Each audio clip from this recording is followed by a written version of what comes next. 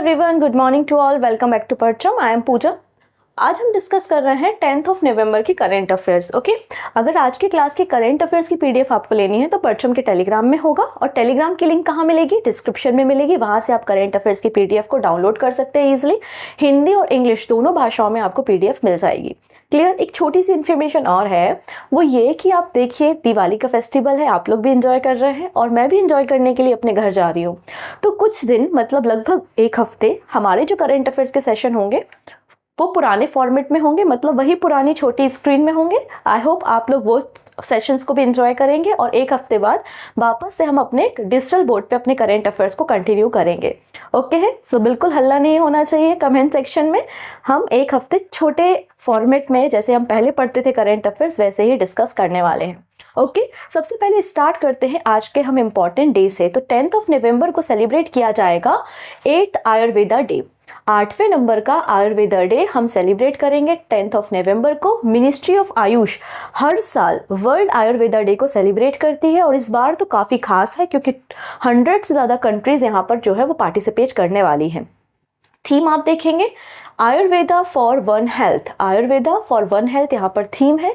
हर दिन हर किसी के लिए Ayurveda, Ayurveda for everyone on every day. ठीक है, जन भागीदारी को प्रमोट करते हुए जन आंदोलन के अंतर्गत हम आयुर्वेदा डे को सेलिब्रेट कर रहे हैं। 8 नंबर का एडिशन है 10th ऑफ नवंबर को। ठीक है, अब यहाँ पे ministry of Ayush world Ayurveda day को सेलिब्रेट करती है हर साल धन्वंतरी दिवस पे या धन्वंतरी जयंती पर। ठीक है, इस साल भी इसे सेलिब्रेट किया जा रहा है 10th ऑफ नवंबर को। 8 नंबर का आयुर्वेदा डे है। कहाँ पर सेलिब्रेशन हो रहा है? पंचकुला हरियाणा में। सेलिब्रेशन कहाँ होगा? पंचकुला हरियाणा में होगा। आयुर्वेदा फॉर वन हेल्थ यहाँ पर थीम रखी गई है। अब यहाँ पे जो चीफ गेस्ट होंगे वो होंगे मिनिस्ट्री ऑफ आयुष सर्वनंदा सोनोवाल जी, और इन्होंने 9th ऑफ नवंबर को इस प्रोग्राम की शुरुआत की है और 10 तारीख को फाइनल यहाँ पे प्रोग्राम होगा पंचकुला हरियाणा में। और यहाँ पे इस प्रोग्राम के जो प्रेसिडेंट होंगे या प्रोग्राम को जो चेयर कर रहे होंगे वो हरियाणा असेंबली के स्पीकर ज्ञान चंद्र गुप्ता जी होंगे, जबकि चीफ गेस्ट कौन होंगे? सर्वनंदा सोनोवाल जी होंगे। तो ये आज का इंपॉर्टेंट डे है, काफ़ी खास है, आने वाले एग्जाम में पूछा जा सकता है, इसलिए थोड़ा सा आप याद रखेंगे। इसके अलावा एक छोटी सी और इन्फॉर्मेशन मैं आपको दे देती हूँ। हमने आपका जो भी वनडे एग्जाम है, चाहे वो एसएससी का एग्जाम है, रेलवे का या आपके स्टेट पीसीएस के एग्जाम्स है, तो उनमें आपका जनरल अवेयरनेस पूछा जाता है। तो आपका प्रीलिम से लेकर मेंस तक का जो भी जनरल अवेयरनेस अलग अलग कैटेगरी जैसे कि history, polity, geography, economic, art and culture, सब कुछ आपको इस जनरल अवेयरनेस के कोर्स में मिल जाएगा। रिकॉर्डेड वीडियो है, जनवरी से लाइव सेशन भी स्टार्ट हो जाएंगे। ठीक है, आप इस कोर्स को परचेस कर सकते हैं। कहाँ पर? तो परचम के एप्लीकेशन को डाउनलोड कर लीजिए प्ले स्टोर से, वहाँ से भी एप्लीकेशन से आप परचेस कर सकते हैं हमारे कोर्स को। अदरवाइज डिस्क्रिप्शन में लिंक है, वहाँ से भी आप इसे ले सकते हैं। इसके अलावा कंप्लीट कोर्स के साथ साथ इंडिविजुअल कोर्सेज को भी परचेस किया जा सकता है। डन। आइए हम बात करते हैं कुछ इंपॉर्टेंट पर्सन जो न्यूज़ में है।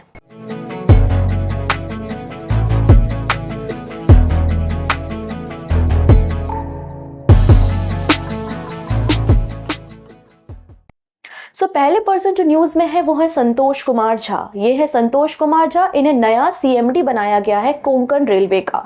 तो जो आपके मिनिस्ट्री ऑफ रेलवे के जोन है उनमें एक है कोंकण रेलवे। कोंकण रेलवे का हेड ऑफिस आपको नवी मुंबई महाराष्ट्र में देखने को मिलेगा, और इसी कोंकण रेलवे के जो नए सीएमडी बनाए गए हैं वो संतोष कुमार झा को बनाया गया है। Public enterprises selection board panel has recommended the name of Santosh Kumar Jha for the post of CMD of Konkan railway corporation limited. पहली जो ट्रेन की शुरुआत कोंकण रेलवे में हुई थी वो आपकी 1993 में हुई थी, उडुपी से लेकर मंगलुरु तक। इसके अलावा कुछ दिन पहले एक और इम्पॉर्टेंट अपॉइंटमेंट हमने डिस्कस किया था, वो है कोप्पू सदाशिव मूर्ति का, जिन्हें बीएचईएल का सीएमडी बनाया गया है। कहाँ का? बीएचईएल का सीएमडी बनाया गया है। डन। नेक्स्ट है, ये है अगले पर्सन जो न्यूज में, इनका नाम है महेश्वर मोहंती और ये उड़ीसा असेंबली के फॉर्मर स्पीकर रहे हैं। इनका निधन हो गया है। He passed away recently at the age of 67। तो ये इनका नाम बड़ा इंपॉर्टेंट है क्योंकि 5 टाइम्स एमएलए रहे हैं और इनकी जो कॉन्स्टिट्यूंसी है, मतलब इनका जो निर्वाचन क्षेत्र रहा है वो है Puri. Okay, so former Odisha assembly speaker Maheshwar Mohanty passed away recently at the age of 67। Mohanty ji जो है वो उड़ीसा असेंबली के कॉन्स्टिट्यूंसी मतलब पूरी कॉन्स्टिट्यूंसी से 5 टाइम्स एमएलए रहे हैं, विधायक रहे हैं। इसके अलावा इन्होंने 2004 से 2008 तक स्पीकर के रूप में असेंबली में काम किया है। इन्हें एक और नाम से जाना जाता है विच इज स्ट्रॉन्ग मैन। तो मोहंती जी को स्ट्रॉन्ग मैन के नाम से भी जाना जाता है। और नवीन पटनायक जी के गवर्नमेंट के समय इन्होंने कई सारे पोर्टफोलियो भी संभाले, जैसे कि Panchayati Raj, revenue, law and tourism. Done. चलिए नेक्स्ट बात करते हैं अबाउट द KVIC, मतलब Khadi and village industry commission. KVIC की जो चेयरमैन है वो है मनोज कुमार। इनॉग्रेट्स 5-day दिवाली उत्सव on the theme of vocal for local. तो KVIC के अध्यक्ष के द्वारा 5 दिन का फेस्टिवल दिवाली उत्सव की शुरुआत की गई है under the theme vocal for local. Basically एक डिस्काउंट या फेस्टिव सेल है जो कि खादी के प्रोडक्ट जो होते हैं उनमें 20% डिस्काउंट बेसिकली दिया जाएगा। ठीक है, मनोज कुमार जो है वो चेयरमैन है KVIC के। KVIC जो है मतलब Khadi and village industry commission एक स्टैट्यूटरी बॉडी है। इसे khadi and village industry commission act 1956 के अंतर्गत 1957 में तैयार किया गया है, बनाया गया है। नेक्स्ट बात करते हैं झारखंड से। यह है झारखंड के मुख्यमंत्री जिनका नाम है हेमंत सोरेन, और इन्होंने रिसेंटली आबुआ बीर दिशोम अभियान की शुरुआत की है। बेसिकली जो आपका शेड्यूल ट्राइब है जो जंगलों में रहता है, जिनकी जीविका जंगलों पे डिपेंड करती है, जो जंगलों पे डिपेंड है ट्रेडिशनल समय से, उनको बेसिकली लैंड सर्टिफिकेट डिस्ट्रीब्यूट यहाँ पे किए जा रहे हैं under the forest right act. और फॉरेस्ट राइट एक्ट कब आया था? 2006 में फॉरेस्ट राइट एक्ट को पास किया गया था। तो Jharkhand government initiate a special initiative known as the Abua Bir Dishom Abhiyan to distribute land title certificate to the individual and community in the according to the Forest Right Act। Forest Right Act 2006 में आया था, जिसे हम schedule tribe and other traditional forest dweller act के नाम से भी जानते हैं। इंडिविजुअल एंड कम्युनिटी के यहाँ पे राइट्स की बात की जाती है। चलिए नेक्स्ट बात करते हैं। In which city the national institute of public corporation and the child development organise the program Poshan Bhi पढ़ाई भी। तो पोषण भी पढ़ाई भी राष्ट्रीय जन सहयोग एवं बाल विकास संस्थान के द्वारा ये प्रोग्राम कहाँ पे आयोजित किया गया? तो MP के इंदौर में। इंदौर जो है वो MP की फाइनेंशियल कैपिटल बोली जाती है। अहिल्याबाई होलकर की नगरी भी जो है वो इंदौर है। तो national institute of public corporation and child development के द्वारा 2 दिन का एक state level master training programme आयोजित किया गया था इंदौर में अंडर द पोषण भी पढ़ाई भी अभियान, जिसमें 29 पार्टिसिपेंट ने पार्टिसिपेट किया था। अगर मैं आपको पोषण भी पढ़ाई भी के बारे में बताऊं तो ये union ministry for women and child development के द्वारा शुरू किया गया एक फ्लैगशिप प्रोग्राम है। इसके अंतर्गत जो भी हमारी कंट्री में अक्रॉस द कंट्री जो भी आंगनवाड़ी हैं, आंगनवाड़ी में जो लोग काम करते हैं उनको बेसिकली ट्रेनिंग दी जाएगी कैसे बच्चों को एजुकेट करना है under the national education policy. इसके अलावा यहाँ पे चाइल्ड केयर से रिलेटेड भी ट्रेनिंग प्रोवाइड की जाएगी। डन है। चलिए नेक्स्ट बात करते हैं अबाउट द प्रलय मिसाइल। यहाँ से एग्जाम में क्वेश्चन बनने की उम्मीदें बहुत ज्यादा है। क्वेश्चन क्या बनेगा कि प्रलय कैसी मिसाइल है, मतलब सरफेस टू सरफेस है, सरफेस टू एयर है, एयर टू एयर है, इसकी रेंज कितनी है, इसके अलावा किसने इसको डिजाइन एंड डेवलप किया है। तो आइए एक एक करके सारी बातें हम यहाँ पे सीख लेंगे। तो प्रलय मिसाइल को रिसेंटली टेस्ट किया गया है। India successfully test short range Pralay ballistic missile. कहाँ से इसको टेस्ट किया है? तो अब्दुल कलाम आइलैंड ओडिशा कोस्ट से इसको टेस्ट किया गया है। Pralay missile surface to surface short range ballistic missile है। सतह से सतह पे मार करने वाली बैलिस्टिक मिसाइल जो है प्रलय है। और प्रलय को डिजाइन एंड डेवलप किसने किया है? DRDO ने, मतलब defence research and development organisation के द्वारा किया है। प्रलय की अगर रेंज की बात करें तो 350 से 500 किलोमीटर की रेंज आपको प्रलय को मिलेगी, देखने को मिलेगी। और इसकी जो कैपेसिटी है, पेलोड कैपेसिटी, वो 500 से 1000 किलोग्राम्स की आपको देखने को मिलेगी। प्रलय की खास बात यह है, प्रलय मिसाइल जो है वो अपने कोर्स को चेंज कर सकती है एयर में। मतलब अगर आपको टारगेट चेंज हुआ है तो वो अपने जो टारगेट है उसको चेंज भी कर सकती है। जिस रास्ते पे जा रही है उस रास्ते को या ट्रैक को चेंज करने की कैपेबिलिटी भी प्रलय के पास है।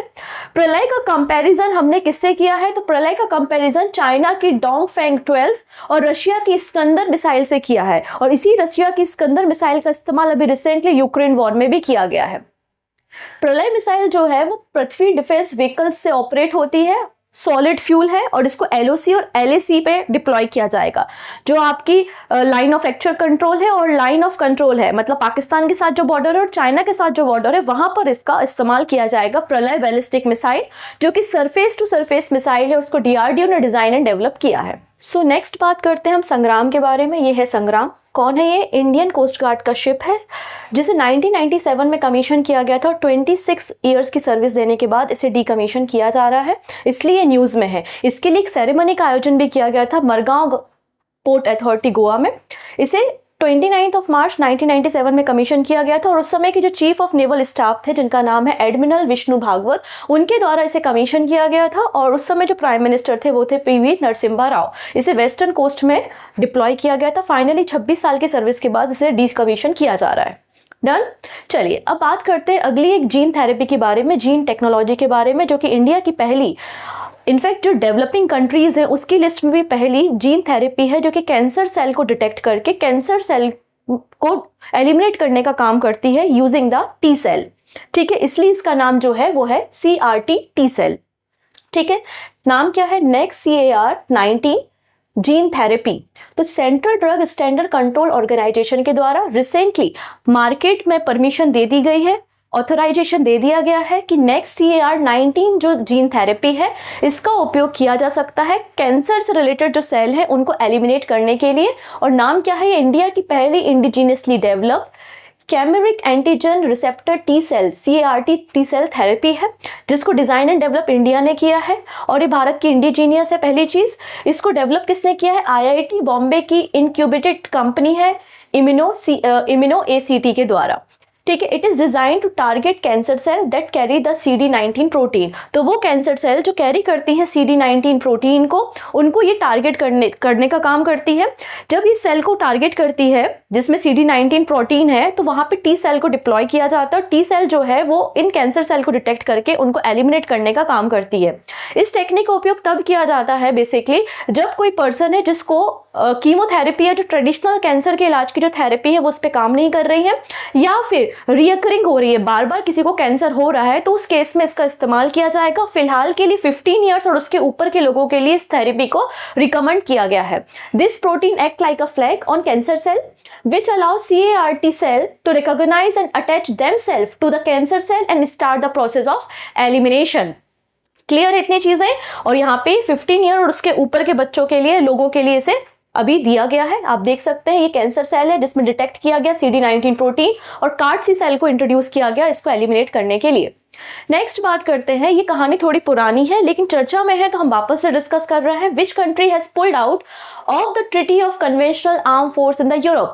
कौन सा देश यूरोप में पारंपरिक सशस्त्र बलों की संधि से बाहर हो गया है? आंसर है रशिया। रशिया आज बाहर नहीं हुआ है, 2007 में इसने अनाउंसमेंट किया था इस ट्रीटी से बाहर होने के लिए।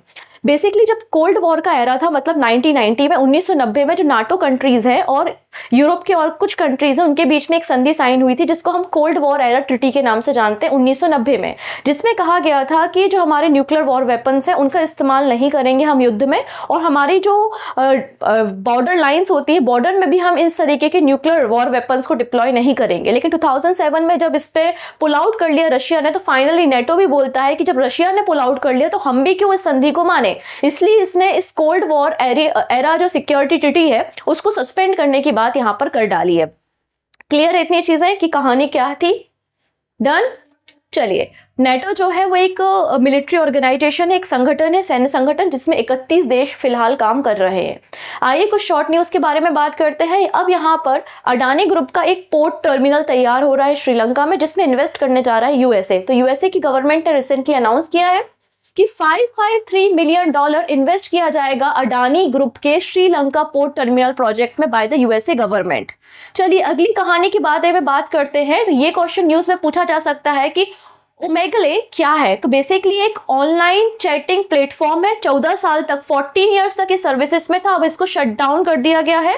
ये प्लेटफॉर्म बड़ा ही यूनिक क्वालिटी का था, यूनिक टाइप का था, टॉक टू द स्ट्रेंजर। इसमें कोई भी व्यक्ति किसी भी व्यक्ति से, स्ट्रेंजर व्यक्ति से टॉक कर सकता था। इसके फाउंडर कौन थे? लीव के ब्रूक्स थे, लेकिन 14 साल की सर्विसेज के बाद फाइनली इसको क्लोज कर दिया गया है। ठीक है, इतनी चीज है। चलिए कुछ क्वेश्चन देखते हैं, अंत में क्वेश्चन ऑफ द डे होगा जिसका आंसर आप हमें कमेंट पे देंगे। Which IIT has develop a potential solution to address the problem of air pollution in Delhi and its neighbouring region? Delhi में जो एयर पॉल्यूशन है और उसके आसपास की जो स्टेट है उसमें जो एयर पॉल्यूशन है उसकी प्रॉब्लम को एड्रेस करते हुए आर्टिफिशियल रेन कराने के बारे में किसने सोचा है? तो IIT कानपुर, ऑप्शन डी बिल्कुल करेक्ट हो जाएगा। काउ सेंसस, कौन सा स्टेट है जो काउ सेंसस करा रहा है? तो UP, Uttar Pradesh, option A is the right answer. Surveyor general of India किसे अपॉइंट किया गया है? तो आंसर हो जाएगा हितेश कुमार, हितेश कुमार जी को, option D is the right answer. Next है which state has back the prestigious global responsible tourism award 2023? तो किसे दिया गया है? केरला गवर्नमेंट को दिया गया है, ऑप्शन डी। अच्छा, अभी रिसेंटली क्या हुआ है, जो ऑल इंडिया फुटबॉल फेडरेशन है उसने AFC प्रेसिडेंट रिकॉग्नाइजेशन के द्वारा इसे कौन सा मेडल दिया गया है? ग्रास रूट लेवल पे फुटबॉल या स्पोर्ट को सपोर्ट करने के लिए। सो आंसर हो जाएगा ब्रोंज मेडल दिया गया है, option A. According to MC Kinsey health institute survey, किस कंट्री ने यहाँ पे बॉटम पे है एम्प्लॉय वेलबींग लिस्ट में? तो सेकंड नंबर पे इंडिया है, ये बात पता है, और बॉटम पे कौन है? जापान है, ऑप्शन बी बिल्कुल करेक्ट हो जाएगा। This is a question of the day. Chief information commissioner किसे अपॉइंट किया गया है? 4 ऑप्शन है, जो सही आंसर है वो आप हमें बताएंगे कमेंट सेक्शन में। बाकी सारी बातें आने वाले वीडियो में करते हैं। So thank you, take care and bye bye.